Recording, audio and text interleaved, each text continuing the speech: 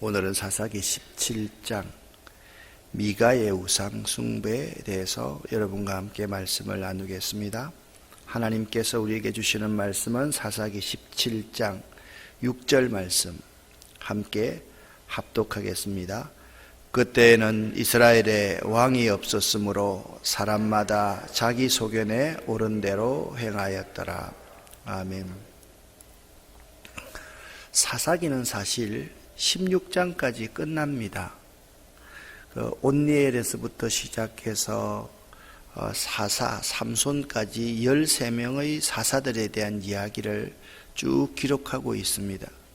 그런데 17장부터 21장까지의 내용을 보면 사사들과 관련이 있는 이야기가 아니라 사사들이 활동하던 시대와 관련, 그 시대의 상황들을 정확하게 고발하고 있는 내용이 17장부터 21장까지의 내용입니다. 17장부터 21장까지의 내용을 여러분 머릿속에 꼭 넣어두셔야만 합니다. 17장 이후를 읽어보면 그 시대의 정신과 영적 상태들을 상징적으로 표현해주는 사건들이 다 기록되어 있습니다. 자, 그때 이스라엘에 왕이 없으므로 그 백성들이 각기 자기 소견에 옳은 대로 행하였더라. 혹자는 이런 말을 합니다. 저는 전적으로 공감을 하는데요. 사사시대와 오늘날 우리들 시대와는 참 유사하다. 사사시대보다 오늘날 우리가 살아가고 있는 시대가 더 심각하다라는 이야기를 할 수 있다. 여러분 17장에는 미가의 우상숭배 이야기를 기록해 놓고 있고요.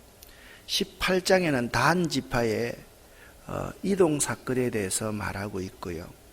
19장부터 21장까지는 기브아 거민들의 패역한 소행과 관련된 일련의 사건들. 그러니까 19장부터 21장은 있어서도 안 되는 패역한 사건이 기록되어져 있습니다. 사람이 살면서 이런 일이 있을 수 있나? 라고 할 정도의 이야기들이 기록되어 있다라는 거예요. 여기 17장부터 21장까지의 기록은 삼손 이후에 되어진 일이 아니라 삼손보다 훨씬 이전의 이야기입니다. 그럼에도 불구하고 왜 17장 이후에 21장까지 이 사건들이 미가의 우상숭배부터 시작해서 기브아 거민들의 패역한 사건들을 다루고 있느냐라고 하면 사사들의 일괄적인 기록을 방해받지 않기 위해서 기록했던 것 같습니다. 사사 온니엘에서부터 시작해서 왼손잡이 에훗, 그리고 마지막 위대한 힘을 지녔던 삼손에 이르기까지 13명의 사사들의 그 행적을 방해받지 않기 위해서 17장부터 21장까지 따로 떼어 놓았다라는 말씀입니다. 17장에는 어떤 내용이 기록되어져 있느냐? 미가가 그의 집에 신상을 만들게 된 경위를 1절부터 5절에서 설명을 하고 있습니다. 끼어있는 6절 한 절은 그들이 이러한 신상을 만들고 우상숭배를 했던 이유가 뭐냐? 자기 소견의 옳은 대로 행하였기 때문이다 라고 주제를 말하고 나서 7절부터 13절까지는 자, 집에 신상까지 만들어 놨으니까 이제 우리 집에 개인 제사장을 임명하자. 그 한 레위인 소년을 자기 집 개인의 제사장으로 임명했던 어처구니 없는 사건을 오늘 7절부터 13절에서 기록하고 있는 것입니다. 그러니까 13절밖에 안 되는 이 내용이 1절부터 5절까지 신상을 만들게 된 경위, 6절 주제, 7절부터 13절에는 그 신상을 만들었으니까 자기 집에 개인 제사장을 세웠던 이야기를 말하고 있다라는 거예요. 그러면 좀 더 구체적으로 이 이야기를 한번 살펴보도록 하겠습니다. 에브라임 산지에 미가라 이름하는 사람이 있었습니다. 그런데 그의 어머니가 돈이 좀 많았던 것 같습니다. 돈놀이를 하는지 모르겠는데 그 어머니가 은 1100개를 잃어버렸다라고 말씀을 합니다. 오늘 성경 말씀을 읽어보면 미가가 1년 동안 자기 집에 제사장으로 세우는 레위인에게 은 20을 주겠다라고 말을 한 것을 보면 우리가 한번 생각해 봐야 될 것이 있습니다. 오늘날 한 사역자의 1년의 연봉이 그냥 작게 잡아서 2천만 원이다 라고 한번 생각을 한번 해 보십시다. 그러면 2천만 원의 은 20이니까 은 20에 1100이니까 이거는 110분의 2가 되는 것입니다. 그러니까 이 은 1100이라는 것은 이건 어마어마한 돈입니다. 거의 오늘날로 말하면 20억에서 40억 정도 되는 돈으로 추정할 수 있는 돈을 미가의 어머니가 잃어버리는 거예요. 잃어버리자마자 어머니가 재물 때문에 저주를 하기 시작하는 거예요. 내 돈을 어떤 놈이 가져갔느냐, 이 나쁜 놈, 저주받을 놈, 막 그렇게 욕을 하기 시작을 했습니다. 그런데 그 은 1100을 누가 가져갔느냐? 자기 아들 미가가 훔쳐간 거예요. 그래서 어머니가 저주하니까 깜짝 놀래가지고, 신앙은 있으니까 저주받는 건 안 되잖아요. 어머니, 제가 훔쳤습니다 라고 이야기를 했던 거예요. 또 어머니도 깜짝 놀랐습니다. 아니, 내 아들에게 내가 저주하다니. 그래서 이렇게 말을 합니다. 내 아들이 여호와께 복받기를 원하노라. 아니, 재물 때문에 저주하던 사람이 갑자기 내 아들이 여호와께 복받기를 원하노라. 그래서 말이 바뀌었습니다. 미가가 은 1100을 어머니에게 도로 주니까 어머니가 이렇게 말하는 거예요.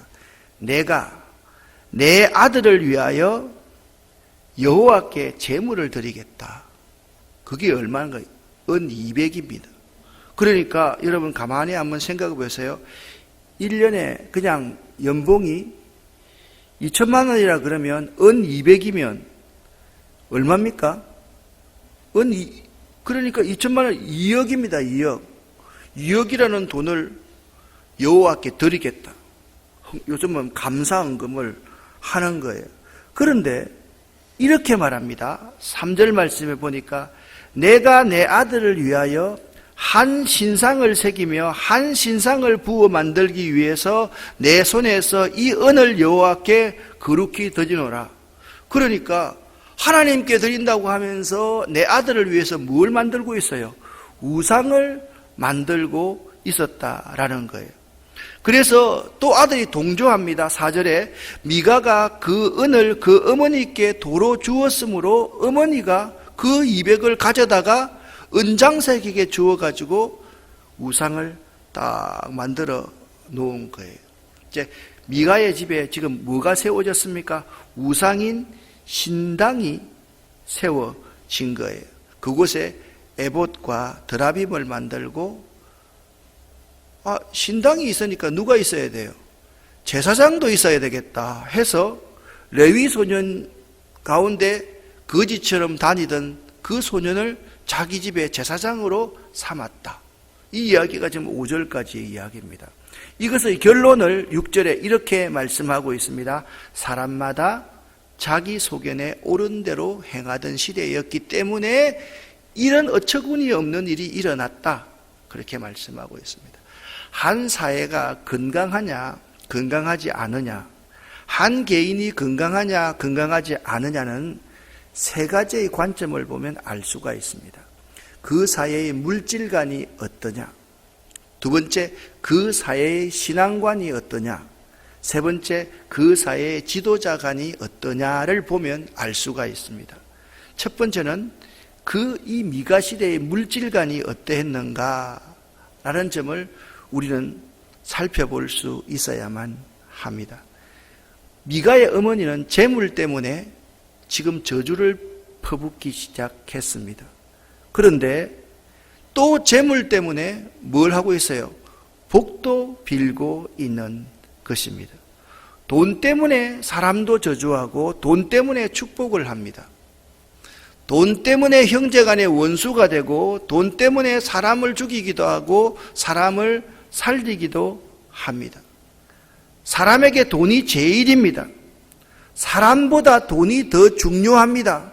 이런 사상을 물질 만능주의, 배금주의라고 그렇게 말을 합니다. 오늘 자본주의 시대를 살아가고 있는 우리의 모습이 어떻습니까? 우리들 한 사람 한 사람이 교회를 섬길 때도 마찬가지입니다. 저는 이런 사람이 참 나쁜 사람이라고 생각을 합니다.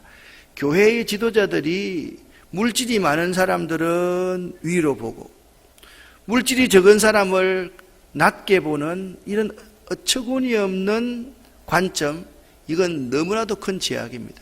그런데 교인들 가운데도 이런 사람이 있습니다. 저 사람은 돈이 많기 때문에 이 교회에 필요한 사람이야. 우리는 돈이 없기 때문에 이 교회에 별로 필요 없는 사람이야 라고 말하고 생각하는 사람은 더 나쁜 사람이다 라고 저는 생각을 합니다. 왜 이렇게 우리의 물질관이 삐뚤어져 있는 것일까요? 물질에 왜 이렇게 자기 생명을 걸고 있는 사람들이 많은지 모르겠습니다. 디모데서에 이렇게 말합니다. 돈을 사랑함이 일만 악의 뿌리가 되나니, 그렇게 말씀하고 있습니다. 돈은 사랑해야 될 대상이 아닙니다. 우리가 사랑해야 될 대상은 하나님 한 분이고 우리의 이웃들을 사랑해야만 합니다. 돈은 사랑하면 사랑 그 자체가 우상 숭배라는 사실을 알아야 됩니다. 하나님이 제일 싫어하는 건 네 가지가 있습니다. 뭡니까? 첫 번째, 죄를 싫어합니다. 두 번째, 불순종을 싫어합니다. 세 번째, 교만을 싫어합니다. 네 번째, 우상 숭배를 싫어합니다. 이건 잊어버리면 안 되겠죠. 첫 번째 뭐라고요? 죄를 싫어합니다. 두 번째, 불순종을 싫어합니다. 세 번째, 교만을 싫어합니다. 네 번째, 우상 숭배를 싫어합니다. 이건 네 가지는 똑같은 거예요. 똑같은 거예요. 그러니까 오늘날 모든 관점을 돈이 있으면 이것도 하고 돈이 없어서 못하고, 아니 하나님이 이 우주와 만물의 주인이라고 고백하면 어떻게 돈이 있으면 하고 돈이 없으면 못한다는 생각을 할 수가 있습니까? 자, 우리들 가운데 이런 사람들이 많이 있습니다. 혹시나 여러분들이 이런 생각을 가지고 있으면 여러분 스스로의 관점을 오늘 새벽부터 고치시기를 바랍니다.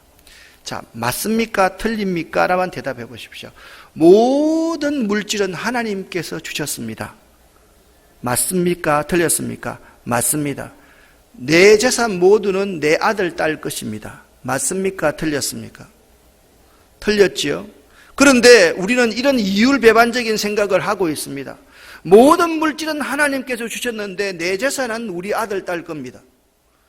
얼마나 어처구니 없는 생각을 가지고 살아갑니까? 하나님이 주셨는데 그것을 내 것이라고 생각하면서 그것은 하나님께 드리려고 하지 않고 내 아들을 위해서 한 신상을 부어 만들고 언장색에게 은 200을 주어서 집에다가 신당을 만들고 거기다가 제사장을 두겠습니다 라는 사고와 방금 질문했던 질문과 무슨 차이가 있습니까?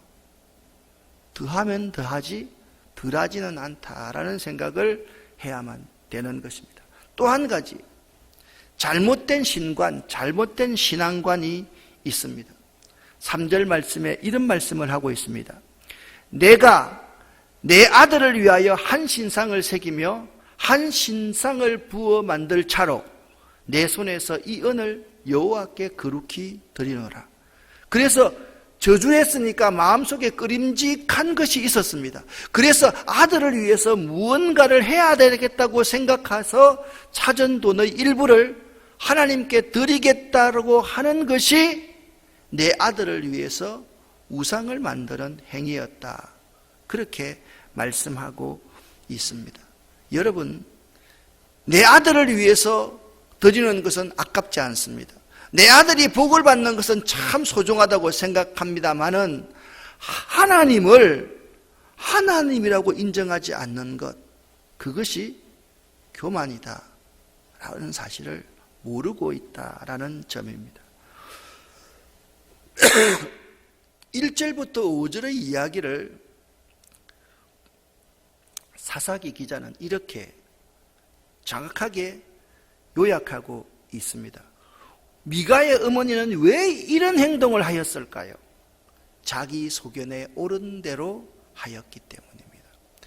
참으로 위험한 신앙이 뭐냐? 자기 소견대로 믿는 신앙입니다. 내 소견대로 믿는 것, 내 생각대로 믿는 것, 이것이 가장 위험한 신앙입니다.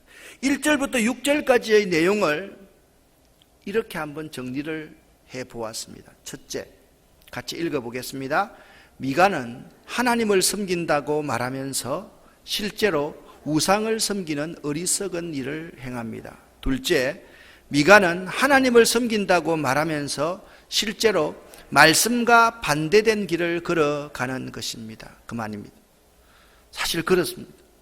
우리가 하나님을 섬긴다고 하면서 실제로 우상을 섬기는 어리석은 일을 행할 때가 참으로 많습니다. 우리가 하나님을 섬긴다고 말하면서 실제로 말씀과 반대되는 길을 걸어갈 때가 참으로 많습니다. 신앙생활에서 가장 중요한 것 한 가지를 들라 그러면 영적 분별력을 가지는 것이다 라고 말씀드릴 수 있습니다. 미가가 살아가고 있는 그 시대의 지도자들, 그 시대의 사람들은 영적 분별력을 잃어버렸던 사람들, 그 시대를 살아가고 있다라는 것입니다.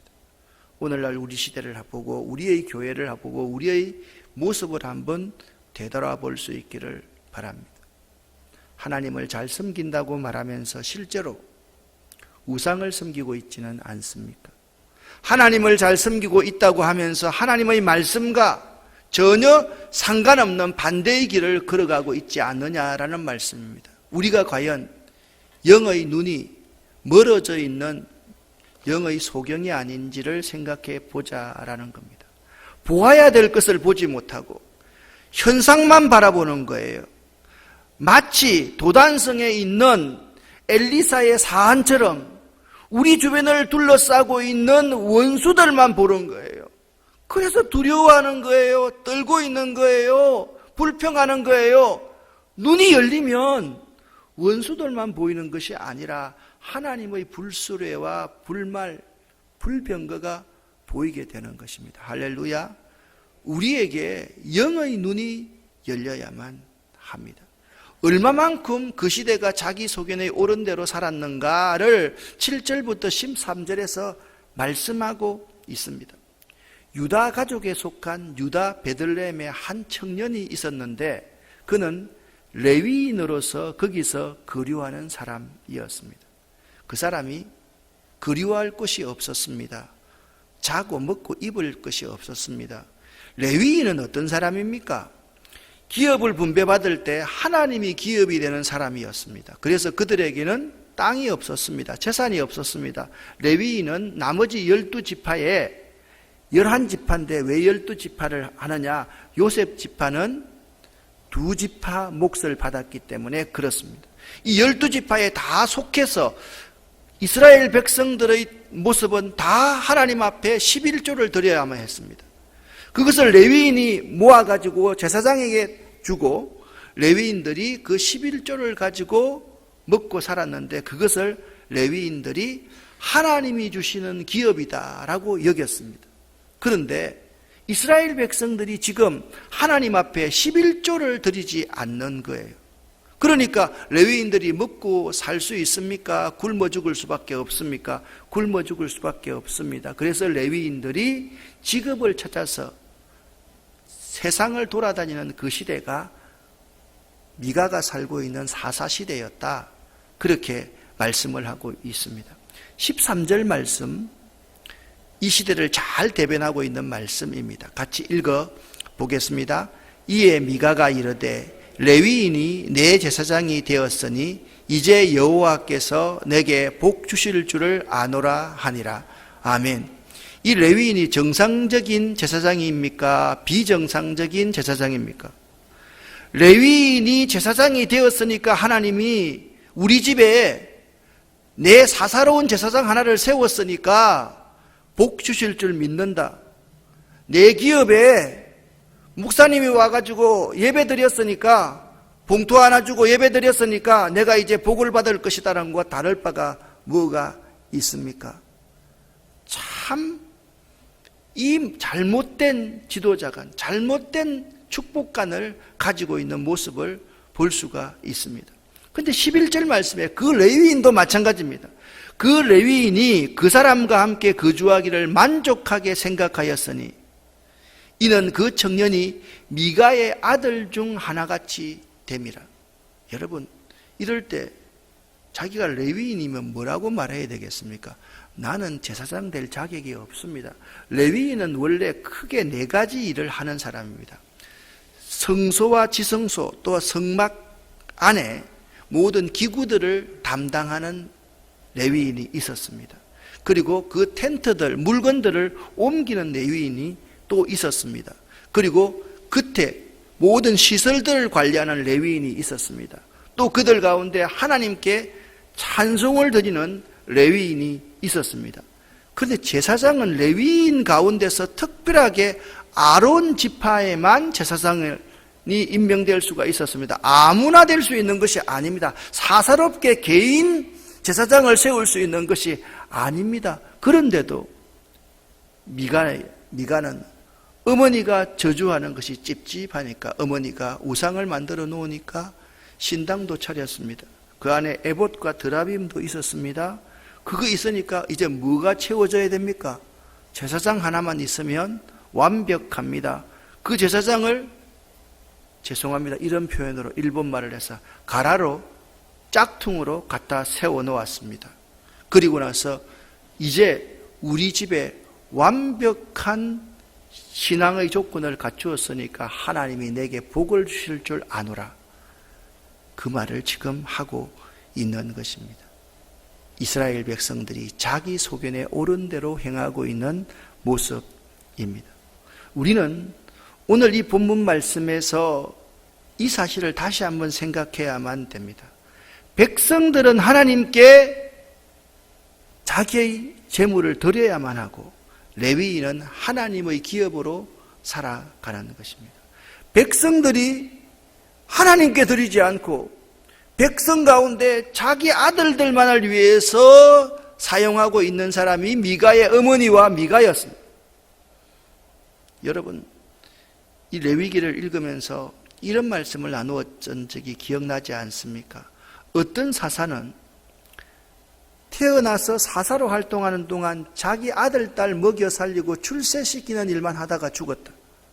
우리 모두는 우리의 역사를 기록해 나가야만 하는데 우리는 도대체 어떤 신앙의 역사를 기록하고 있는가? 이 말씀을 지난 연말부터 계속해서 여러분과 함께 나누고 있습니다. 오늘 우리에게 어떤 관점이 있는지를 한번 생각해 보시기를 바랍니다. 하나님 잘 섬긴다고 하면서 혹시나 우상을 섬기고 있지는 않습니까? 하나님 잘 섬긴다고 하면서 하나님 말씀과 정반대되는 방향으로 가고 있지 않습니까? 죄송합니다. 하나님을 잘 섬긴다고 하면서 혹시나 여러분의 눈은 감겨져 있지 않는가 생각해 보자는 말씀입니다.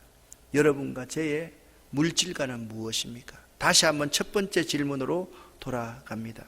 이 모든 것이 다 하나님께서 주셨습니다. 아멘이죠. 그런데 왜 하나님께서 주신 것을 내 것이라고 생각하고 내 자식에게 물려주겠다라고 생각을 하십니까?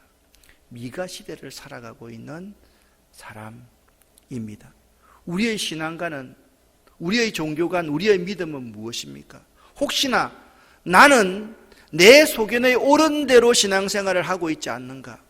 누가 그런 말 하더라고. 복음서가 5권이 있대요. 그래서 뭐가 있느냐? 마태복음, 마가복음, 누가복음, 요한복음. 따라 해보세요. 마태복음, 마가복음, 누가복음, 요한복음, 내가복음. 내가복음이 있대요. 이 복음서가 제일 권위 있는 복음서래요. 나한테 맞으면 복음이고 나한테 틀리면 복음이 아닌 거예요. 내 입에 맞으면 아멘 하고 내 입에 쓰면 노멘 하는 거예요. 그게 내가 복음이래요. 여러분 맞지 않습니까?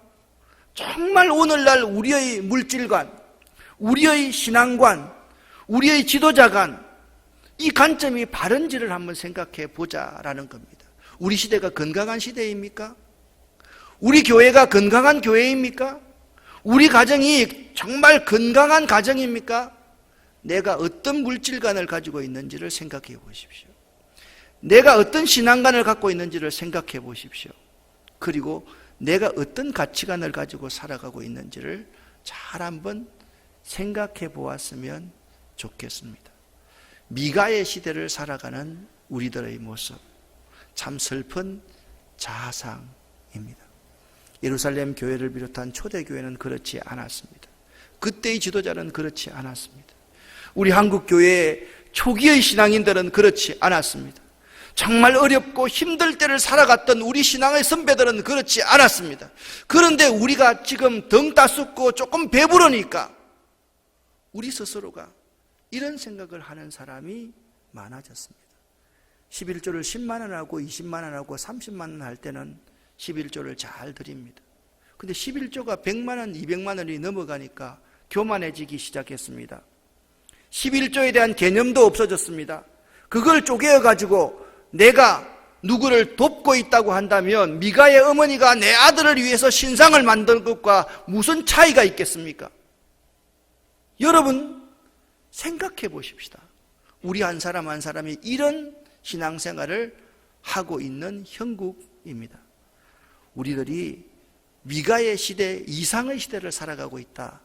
꼭 한번 생각해 볼 말씀입니다. 이 말씀을 왜 하나님이 명절 전에 주셨을까? 저는 참 의미 있다라고 생각합니다. 우리의 물질관, 우리의 신앙관, 우리의 지도자관, 우리의 가치관 다시 한번 되씹어 볼 수 있는 이 새벽 되기를 바랍니다. 기도하겠습니다. 살아계신 하나님 아버지여, 예수의 보혈을 저희들과 저희 허리에서 난 자녀와 손들에게 덮어 주시옵소서. 예수의 보혈을 저희들의 직장과 저희들의 일터와 저희들의 사업과 저희들의 꿈에 부어 주시옵소서. 모든 것을 하나님께서 은혜로 주셨습니다. 아멘.